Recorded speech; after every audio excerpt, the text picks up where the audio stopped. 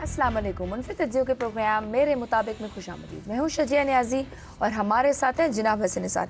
हज़ब state bank की financial report के हवाले से खबर शाया हुई थी कि शरीफ ख़ानदान ने ज़ाती मुलाजमीन के अकाउंट से करोड़ों डॉलर बाहर भिजवाए। ड्राइवरों, वेटर्स और मालियों के अकाउंट्स के ज़रिए भारी रकम उन्होंने बाहर भिजवाई। कहते कबूतर बा कबूतर बाज बाबाज। मैं इसी तरह की बातें जरदारी साहब के बारे में चल रही हैं, लेकिन एक बात मैं आपको बताऊं, इस तरह की बातें और ख़बरें सुन सुन कर ना मेरे कान सुन हो गए। अब मुझे ना सुनाई देना बंद हो गए हैं। मुझे नहीं दिलचस्पी इस तरह की ना सनसनी खेजी से और चटपटी ख़बरों से। जब तक ये सारे मामलात मंतकी अंजाम को नहीं पहुँचते, ठीक है, ये एक कत्ल की तरह है कि लाश पड़ी या कातिल कौन है। ठीक है, इस मुल्क की इक्तसादियात की लाश पड़ी है सामने, ठीक है, इसका कातिल कौन है या कौन कौन है, मुझे इससे दिलचस्पी है। मुझे ये मत बताओ कि आला कत्ल क्या था। ठीक है, शुरू में मैं भी बड़ा एक्साइट होता था, अच्छा ये पकड़ा गया पकड़ा गया। अब तो मुझे समझ नहीं, हाँ अब मुझे ना मेरी दिलचस्पी ख़त्म होती जा रही है। और सच्ची बात यह है कि अगर कुछ महीने और ये मामला यूँ चलता रहा तो ज़ाती तौर पे मैं लिख के इन सब लोगों से जो एहतसाब की ज़द में हैं और अंजाम तक नहीं पहुँच रहा है, मैं इनसे माफ़ी मांगूंगा। बल्कि अगर अल्लाह ने मुझे तौफीक दी, मैं इनके हाथों पे जाके बैत भी करूँगा। अच्छा, एनफ इज़ एनफ। कौम के असाब आप बर्बाद किए दे रहे हो, प्लीज़ एक्सेलरेट द प्रोसेस। इतनी चीज़ें सामने आ रही हैं मतलब तो कोई 3 शिफ्टों में करो काम भाई, क्या हो गया। ये अभी किया है ना उन्होंने, हमारे चीफ जस्टिस साहब ने फैसला कि शाम की अदालतें हैं, कुछ सुबह दोपहर शाम 3 शिफ्टें बस।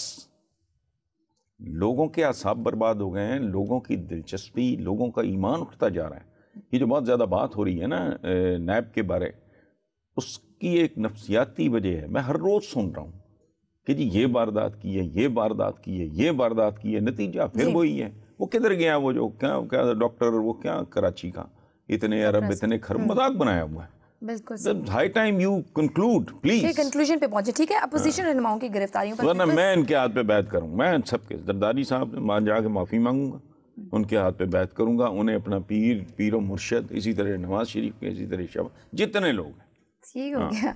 अच्छा, फिर ना मैं रीडर्स ना कहें कि लिफाफा ले लिया, बिक गया, फलाना हो गया, नहीं, मैं तंग आ गया, मैं कहानी सुन हो गए, सुन क्या बसर ही नहीं होता। नमनेस आ गई है, खास तरह की ना बेहिसी तारी होती जा रही है, कम से कम मुझ पे। अच्छा, पीपल्स पार्टी के नवीद कमर बड़े परेशान लग रहे हैं। उनका कहना है कि यूं ही अगर चलता रहा, गिरफ्तारियां होती रहीं, तो कौमी असम्बली का इजलास तो फिर अडियाला में करना पड़ेगा। जगह तो इन लोगों की वैसे अडियाला जैसी होनी चाहिए, इतनी ज़बरदस्त असम्बली, लेकिन मुझे समझ नहीं आ रही कि ये परेशान हैं क्यों। तारीख़ हमारी क्या है कि लोग जद्दा से वापस आके पहले जेल में रहे, फिर किले में रहे, ये जो भी था, उसके बाद जद्दा गए, वो सरूर पैलेस या वटेवर, वापस आए, 10 साल ठोक के हुकूमत की। क्या प्रॉब्लम है? वो जो कहते हैं ना, ये तो चलती है तुझे ऊंचा उड़ाने के लिए, हमारी ट्रेडिशन अब तक की तो यही है। सो अगर अंदर जाएंगे तो उसकी कसरें निकाल लेंगे, कुछ नहीं, इनका अंदर भी बाहर हमारे तुम्हारे बाहर से बेहतर है। You understand? मतलब मैं बाहर रह के मैंने कौन सा किला फतह कर लेना है। मुझे अगर मैं अरबों डॉलर की वारदात मैंने डाली है, मुझे अंदर रखो बाहर रखो, क्या फ़र्क पड़ता है। बॉटम लाइन क्या है कि आपने वारदात बहुत बड़ी डाली, एक बात। दूसरा, ये एक काम करें, ये इंश्योर करें कि पीटीआई ज़्यादा से ज़्यादा वक्त अव्वल तो पूरा करे, नहीं तो ज़्यादा से ज़्यादा करे। क्यों? ये तो अभी नए नए आए हैं, इन्हें तो अभी सलीका तरीका करीना ही नहीं है। खौफ जाते जाते इमरान का स्लो मोशन में जाएगा। इनको करप्ट होने का मौका दें। मैं इनमें से चंद वारदातियों को जानता हूँ, उनकी तारीख से भी वाकिफ़ हूँ। ये हामिद खान जो पीटीआई के बहुत सरकर्दा बंदे थे, उनकी एक किताब है, वो वाकिफ़ हूँ मैं, उसको I am going to reproduce that.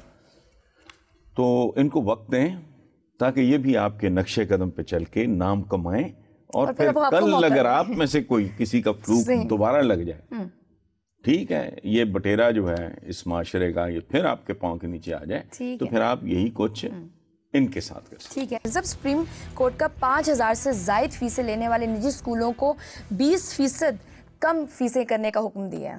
اچھا، یہ بہت اچھا فیصلہ ہے اور بہت اچھا میں اس لیے کہہ رہا ہوں کہ اس میں فیصلہ دینے والے کے اندر جو ایک باپ کا دل ہے نا وہ دھڑکتا سنائی دیتا ہے. بہت اچھا ہے، لیکن یہ مستقل حل نہیں ہے، یہ جزوی حل ہے بمشکل. کیوں؟ پہلی بات تو یہ ہے کہ یہ واردہ کیا کریں گے، یہ ایئر کنڈیشنرز اتار لیں گے. میں ایک دو چیزیں آف دا کف جو میرے دھیان میں ہیں، سیکیورٹی پہ کمپرومائز کریں گے.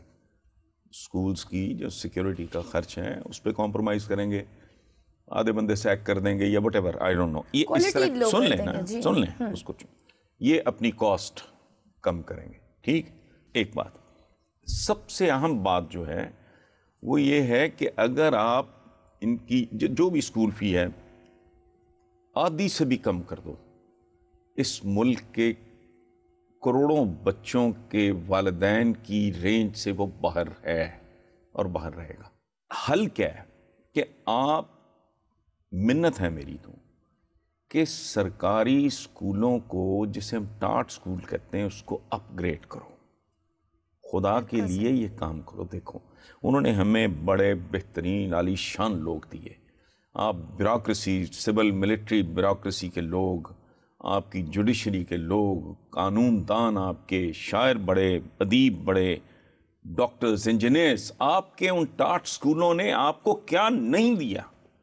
تو آپ کو کیا پرابلم ہے؟ آپ ان کو دوبارہ زندہ کرو. ضروری نہیں ہے آج بھی ٹاٹ ہی ہوں، زمانے بدل گئے ہیں. آپ ان کو 3 4 بچے، ایک بینچ پڑا ہو سادہ سا، ان کو نہ گلیمر پہ وہ توجہ دیں. ان کو 5 سٹار بنانے کی ضرورت نہیں ہے. موجود ہیں، جگہ ان کے پاس ہیں، ٹوٹی پھوٹی بلڈنگز ہیں، ان کو تھوڑا اپ گریڈ کرو اور اساتذہ کو بہتر پیکج آفر کرو اور ان کو میرٹ پہ. آپ کا وہ کیا پٹواری سے لے کے جو ہم اس طرح کی بھرتیاں کرتے ہیں وہ ہم انصاف نہیں کرتے. انشور کر لیں کہ اچھا استاد ہو. اس کے علاوہ میں آپ کو بتاؤں شجیہ، اس کا کوئی حل نہیں ہے. بالکل صحیح. آپ کو واپس پلٹنا ہوگا اپنے ان ٹاٹ اسکولوں کی طرف جنہوں نے اس ملک میں بہت زیادہ کنٹریبیوٹ کیا ان کے پڑھے ہوئے بچوں. تب کوالٹی تھی نا. اچھا، فواد چودھری صاحب نے کہا ہے کہ نواز اور زرداری آخری الیکشن لڑ چکے ہیں، دونوں کا مستقبل گھر یا جیل ہے. دیکھو، ان سے تکبر کی بدبو آتی ہے کہ ان کا مستقبل بھی. تم کون ہو؟ ایک آپ، اچھا فواد وکیل ہے، اس کو تو بالکل ہی زیب نہیں دیتا. وہ عدالتیں اپنا کام کر رہے ہیں. یار تم اپنے کان لپیٹو، اپنا کام کرو جو کرنا ہے، چھوڑو. یہ ایک متکبر. اچھا ہوتا کیا ہے؟ کل کی بات ہے، یہ نواز شریف کیا کہہ رہے تھے؟ یہ منہ اور مسور کی دال. عمران خان کے ہاتھوں میں تو وزارت عظمیٰ کی لکیر ہی نہیں ہے. ہم وزارت عظمیٰ کی شیروانی تو دور کی بات، اس کو ایک بٹن بھی نہیں دیں گے. جی. پھر انہوں نے اپنے چمچے کڑچے بھونپو چھوڑے ہوئے تھے جو ٹیلی ویژنس پہ بیٹھ کے I exactly know the entire design. وہ کہہ رہے تھے کہ پی ٹی آئی کی حکومت تو آ سکتی ہے لیکن عمران نہیں وزیر. او بھائی تم عقل کرو، تمہارے سامنے میں نہیں. اس طرح کی متکبر گفتگو اپنی ادھر رہو، اس میں اپنے کینڈے میں رہو جی، اور برے وقت سے ڈرو. صحیح. بڑے بول تمہارے تو ابھی جمعہ 8 دن نہیں ہوئے اور ایک سکینڈل. خیر چلے ٹھیک ہے. اچھا، ڈاکٹر عطاء رحمان نے ایک تجویز دی ہے کہ مختلف وزارتوں کے لیے مختلف ایکسپرٹس کی ٹاسک فورسز بنائیں، وہی ٹارگٹ کا تعین کریں اور پھر ان کی پرفارمنس کو خود مانیٹر کریں. دیکھیں، پہلی بات تو یہ ہے کہ ڈاکٹر عطاء الرحمان ہمارے ملک کے شاہ دماغوں میں سے ایک آدمی ہیں. وہ بڑے آدمی ہیں، ٹھیک ہے، ان کی کنٹریبیوشن ہے. میں نے بھی ان کا ایک کالم پڑھا ہے. یہ سنجیدگی سے لیا جانا چاہیے. اس پہ عمران خان کو پرسنلی غور کرنا چاہیے، چونکہ اس کا کوئی درباری اس کو یہ نہیں بتائے گا اس تجویز کے بارے میں. ٹھیک ہے، اللہ ڈاکٹر صاحب خود بتا دیں. ٹھیک، صحیح. یہ اس کی وجہ ہے کہ یہ درباریوں کو اور پیشہ ور سیاستدانوں کو یہ تجویز سوٹ نہیں کرتی. یہ بالکل ایسے ہے کہ میں ایک حرام خور ایس ایچ او اور آپ میری انکوائری مجھے ہی سونپ دیں. ایکسپرٹس بیٹھے ہوں, عمران نہیں, وہ کیسے کر سکتا ہے؟ وہ تو سطحی ہوگا, جو کچھ بھی ہوگا اس میں ڈیپتھ نہیں ہوگی, گہرائی نہیں ہوگی, گہرائی نہیں ہوگی. 50 کروڑ کام ہے, مجھے سونپ دو, میرے سے بڑا جاہل ہی کوئی نہیں, مجھے تو کوئی ایک آدھ کام آتا ہے نا. ایکسپرٹس کے میں وہی کہہ رہا ہوں نا, ٹاسک فورسز بنائیں آپ, ان کو کہیں کہ وہی ٹارگٹس ہیں, وہی بات اچیویبل ٹارگٹس ہوں, ایم ہی ہوا میں تلواریں نہ چلائیں, اور وہی پھر اس کو مانیٹر کریں, اور وہی پھر پرائم منسٹر کو بتائیں کہ جی یہ یہاں کھڑا ہے, بجائے اس کے کہ پرائم منسٹر خود ہی ٹارگٹ دے رہا ہے. بھئی آپ کو کیا پتا ہے؟ بالکل صحیح ہے. سائنٹسٹ ہوں, انجینئرز ہوں اس کام کے لیے. نواز شریف صاحب کا کہنا ہے کہ ہنسنا کیا, ہم تو کھل کر رو بھی نہ سکے. معافی چاہتا ہوں, مختصر سا جواب دیا مگر دل سے دیا. Going back to your previous question, چونکہ مجھے وہ لڑایا بات, میں نے بھی وہ کالم دیکھا ہے جی آپ لوگوں کے پوائنٹ آؤٹ کرنے کے بعد. حالانکہ میں ان کا نارملی کالم مس نہیں کرتا, اس میں دانش ہوتی ہے, چپڑکناتیا کام نہیں ہوتا.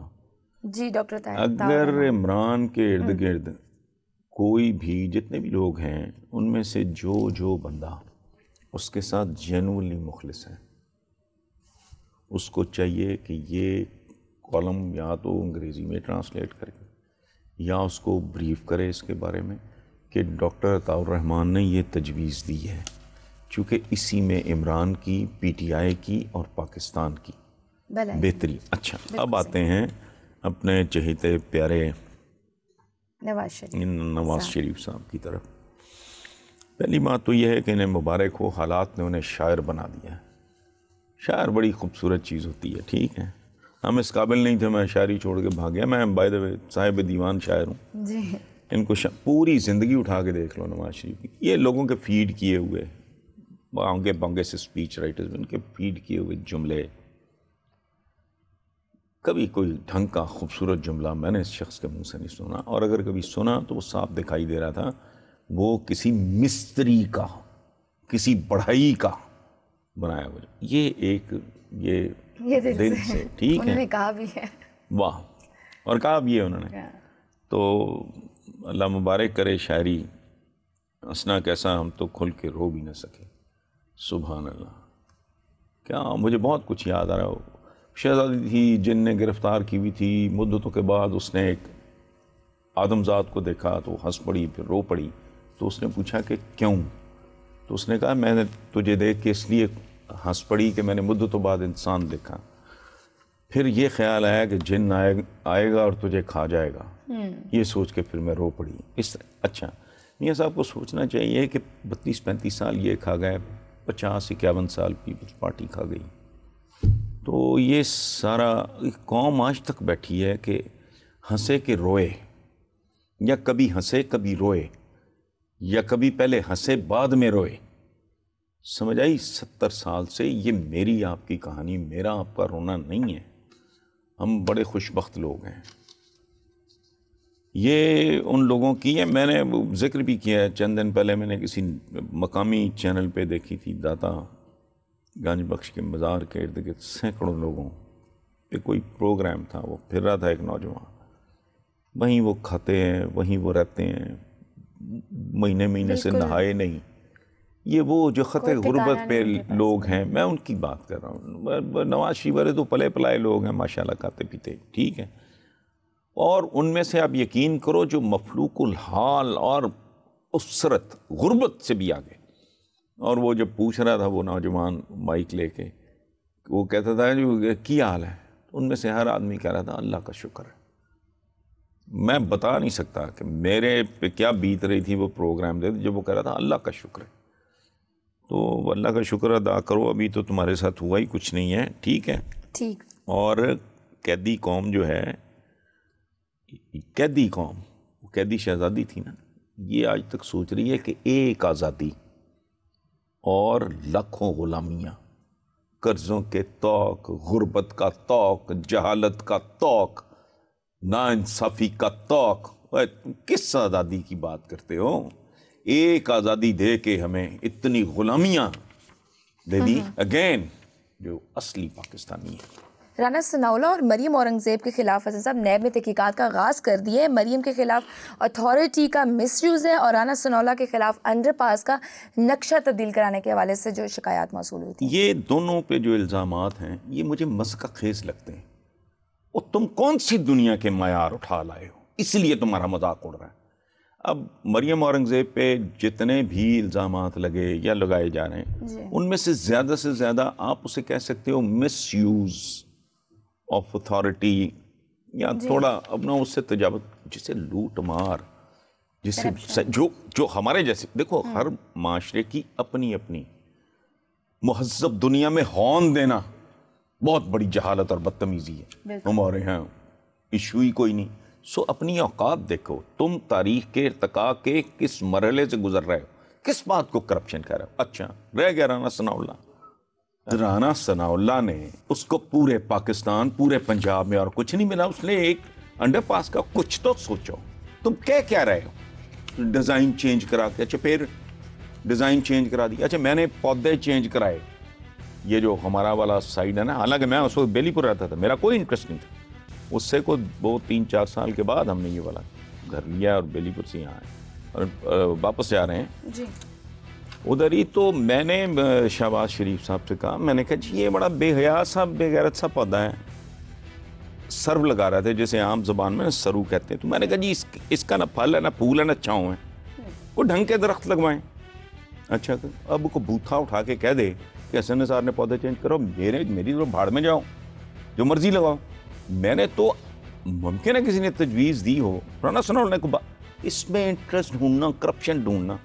رانا ثناءاللہ کو خدا کا خوف کرو یار. یہ ہوتا کیا ہے اس طرح کی حرکتوں سے کہ جو آپ جائز کرتے ہو نا وہ بھی ناجائز لگتا ہے. تو اس لیے پلیز اسٹے پٹ، یہ اس طرح کے نا کاموں میں نہ گھسو. ٹھیک ہو گیا. چلیے اسی نوٹ پہ اپنے ویورز سے چاہیں گے لکھنا نہ بھولیے MM@jo.tv پر. اپنا بہت سا خیال رکھیے. اللہ حافظ.